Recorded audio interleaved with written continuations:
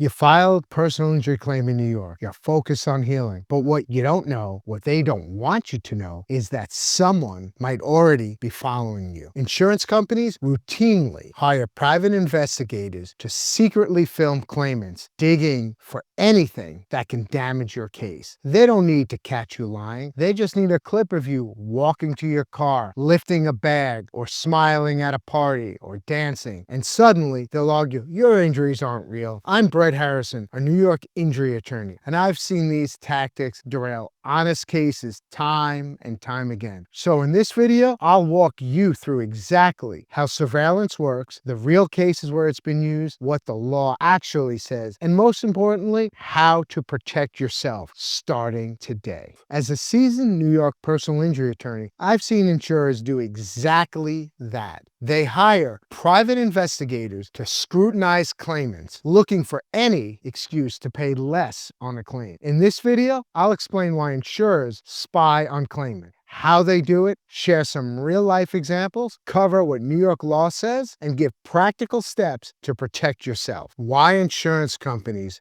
use surveillance. Insurance companies are in the business of minimizing payouts. Surveillance is one of their go-to tactics to find evidence that your injuries aren't as bad as you claim, or that you're doing activities you supposedly shouldn't be able to do. They're fishing for anything that can undermine your credibility or reduce the value of your case. Importantly, you don't have to be caught in the lie for them to pounce. Even honest claimants can have a harmless moments taken out of context. Maybe you have a day where you feel, better and try to do small errand or attend a family event. If an investigator films that, the insurer might argue, you're not as injured as you said. Their goal is simple: create doubt about your injuries so they can justify paying you less or denying your claim outright. When and how often do insurers spy on claimants? Often, an insurance company will arrange surveillance right after your deposition, especially in a high-value case. Once you've described your limitations on the record, the defense knows what to look for. It's no coincidence that days or weeks after a deposition, a private investigator might be sent to follow you. The investigator will have a copy of what you said and will try to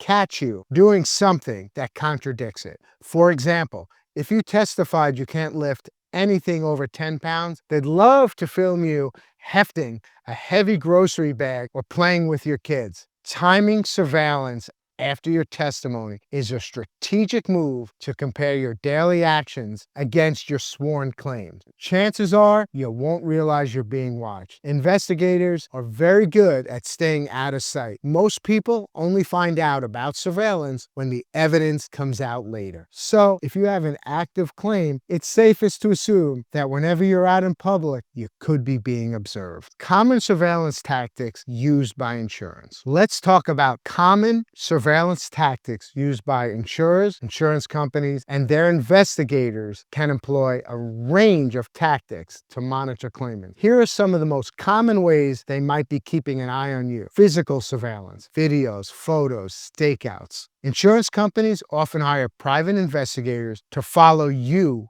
in person. The investigator might stake out your home and watch when you come and go, or tail you as you run your errands. With high-powered cameras these days, they can film you from a distance, capturing your activities. They may also pull security camera footage from places you visit. Online surveillance, like social media. Investigators will comb through your online presence too. They check Facebook, Instagram, and other platforms for photos or posts that conflict with your injury claims. Even private posts can sometimes find their way to the defense. In fact, a single vacation or gym photo has cost claimants their cases by making them appear healthier than expected. If you put it online, assume the insurer will see it and try to use it against you. Undercover interviews. Investigators might also gather information by talking to people who know you, or even by talking to you directly under false pretenses. They could chat with your neighbors or your coworkers under some made-up pretext to fish for details about your activities. They might even approach you casually in public without revealing who they are, hoping you'll mention something about your injuries or daily life. Real-life surveillance examples. Let's look at 2 examples of how surveillance can affect a personal injury case. Example number 1, the working video and the back injury. One claimant of mine had a serious back injury resulting in a spinal fusion surgery from the accident. He testified that his constant pain kept him from lifting heavy objects and working. The insurance company hired a PI to follow him. The investigator filmed him one day working on a truck and carrying 2 heavy truck tires back and forth. The insurer argued that if he could do these things, his injuries weren't as severe as claimed and refused to offer any fair settlement. We went to trial, and fortunately, the jury still awarded him compensation. But that surveillance, that video, made the case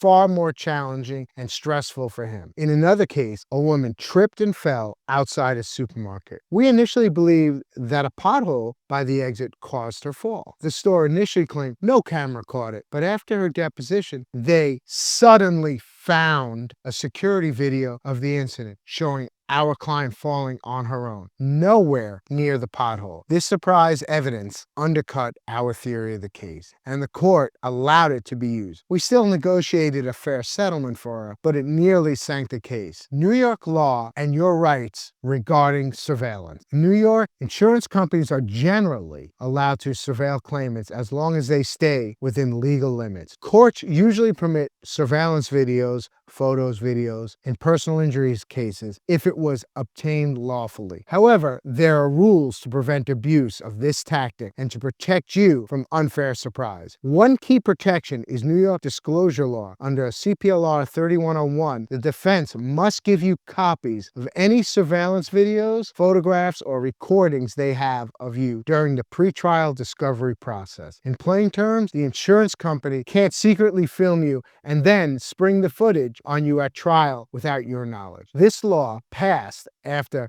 the DeMichael case, which ensures your lawyer gets to see and challenge surveillance evidence well before trial. New York courts have also made it clear that even your online activity isn't off limits if it's relevant to your injury claims. For example, in a case called Foreman v. Henkin, the court allowed a defendant to obtain a plaintiff's private Facebook post because they were pertinent to her claimed disability. So, even what you consider private on social media might have to be turned over if it relates to your condition. What investigators are allowed and not allowed to do. Investigators in New York have broad leeway, but they must still obey the law. Here's a quick rundown of what's permitted and what's forbidden. What they can do. Private investigators are allowed to follow you in public and observe or record anything you do in plain view. They can take photos or video of you on the street, in your front yard, or at a store, anywhere you don't have a reasonable expectation of privacy. They can also monitor your publicly available social media and even ask people who know you for information. If something is out in the open, it's generally fair game. What they can't do. Investigators cannot break the law to spy on you. They are not allowed to trespass on your private property or record you in truly private settings, such as inside your home. They also cannot wiretap your phone or hack into your private account. And they absolutely cannot harass or threaten you. If an investigator crosses these lines, any evidence they obtained illegally can be thrown out and they could face actual legal trouble. Here are some helpful tips to protect yourself and your claim from surveillance. 1. Be truthful about your injuries. The best defense against surveillance is honesty. Don't exaggerate or claim abilities you don't have. If you're truthful about your limitations, then even if you are recorded, the footage will match your claims. Number 2. Follow your doctor's orders. Stick to the restrictions and advice from your doctors. If your doctor says no heavy lifting or avoid certain activities, don't do them. If you ignore your doctor, for example, and go to the gym or help someone move furniture when you shouldn't, it might be caught on camera and used to argue, you're not as injured as you claim. By following your medical advice, you not only help your recovery, but also keep your actions consistent with your claim limitations. Number 3, be cautious in public. Act as if the insurance company is watching whenever you're out. Number 4, use common sense. If something causes pain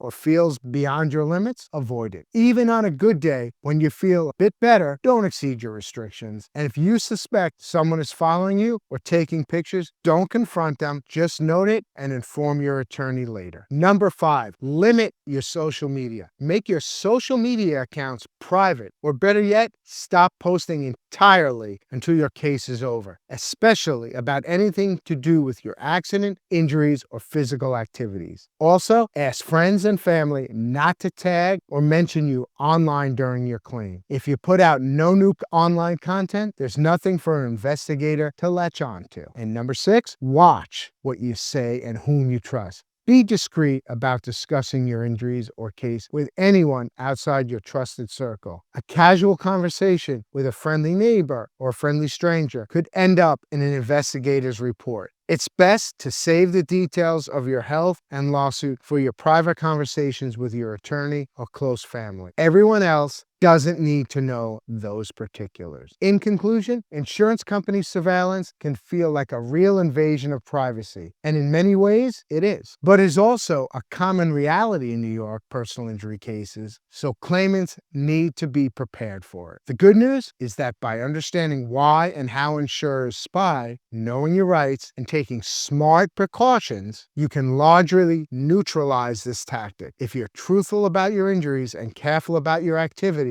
especially in public and online, any surveillance is unlikely to derail your claim. Remember, New York law is on your side to prevent any trial by ambush. Any surveillance evidence must be shared in advance, giving you and your lawyer a chance to counter it. Staying informed and vigilant is your absolute best defense and will give you peace of mind. You can't stop an insurance company from watching, but you can make sure that whatever they see only strengthens your case. Now that you know how insurers spy on you, here's your next move. Learn the exact questions they'll hope you never ask. These 5 questions could expose their tactics, flip the power dynamic, and massively boost your chances of a fair payout. Click here to watch 5 questions New York insurance companies fear you'll ask. It's the video they don't want you to see.